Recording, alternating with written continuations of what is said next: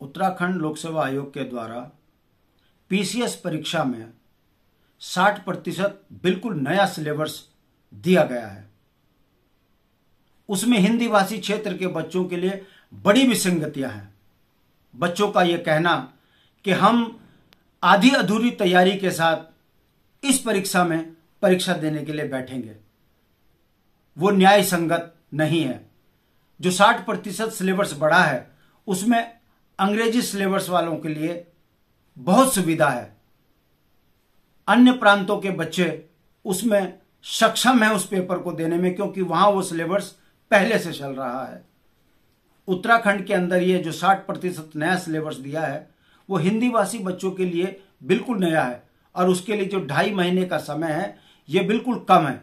इसलिए बच्चे ये जेन्युइन मांग कर रहे हैं कि हमको सही समय पढ़ने के लिए दिया जाए और जो परीक्षा की तिथि है ये बढ़ाई जाए। उनकी इस जेन्युइन मांग के साथ उत्तराखंड क्रांति दल है। दूसरी ओर केदारनाथ चुनाव है। ऐसे में केदारनाथ क्षेत्र के बच्चों को बहुत ज़्यादा दिक्कतें आ रही हैं। चुनाव का शोर पढ़ाई की परीक्षा में जो दिक्कत दे रहा है, इसलिए उनकी भी ये मांग है कि इसकी जो परीक्षा की तिथि है ये आगे बढ़ाई जाए।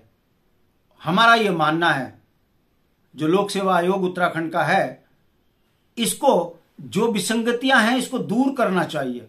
यदि वो विसंगतियां दूर नहीं की जाती तो हमें लगता है कि ये साजिशन पर्वतीय मूल के बच्चों को रोकने के लिए इस परीक्षा में ऐसा किया गया है। यदि ऐसा नहीं है तो आखिर सरकार को यह बताना चाहिए कि जो उत्तराखंड के लोक सेवा आयोग है उसके द्वारा ये इतनी बड़ी गलती कैसे की गई।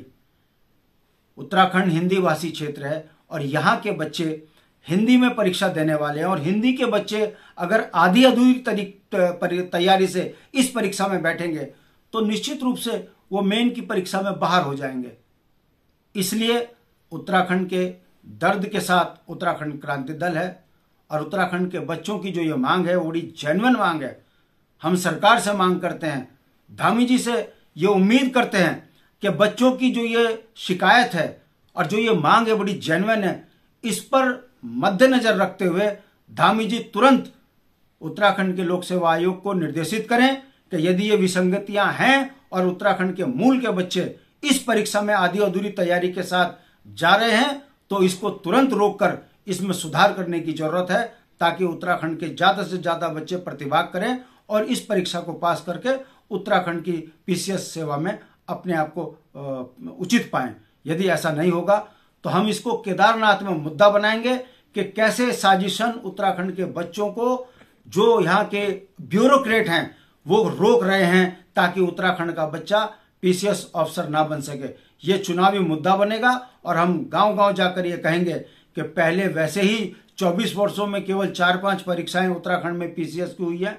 यहाँ हजारों लड़के पीसीएस जो बन जाने चाहिए थे नहीं बन पाए हैं, और यदि उत्तराखंड के लोक सेवा आयोग के द्वारा हिंदी भाषी बच्चों को आधी अधूरी तैयारी के साथ परीक्षा में बैठने की तैयारी कराएंगे तो ये उत्तराखंड के बच्चों के साथ बहुत बड़ी साजिश है। इसीलिए हम उत्तराखंड के जो बच्चे जो ये मांग कर रहे हैं कि इस परीक्षा की अवधि बढ़ाई जाए, वो बड़ी जेन्युइन मांग है। और जो उत्तराखंड लोक सेवा आयोग द्वारा ये जो विसंगतियां की गई हैं परीक्षा में हिंदी भाषी क्षेत्र के बच्चों को जो आधी अधूरी जो है पाठ्यक्रम दिया गया है, ये एक साजिश लग रही है। इसकी जांच होनी चाहिए और इसको सुधार की जरूरत है और सुधार होनी चाहिए। इसी उम्मीद के साथ हम धामी सर जी से ये उम्मीद करते हैं कि आप इन चीजों को मद्देनजर रखते हुए अविलंब बच्चों की जेन्युइन शिकायत को समझें, जानें और परीक्षा की अवधि को बढ़ाएं और ये जो विसंगतियां हुई हैं इसे दूर करें। नमस्कार।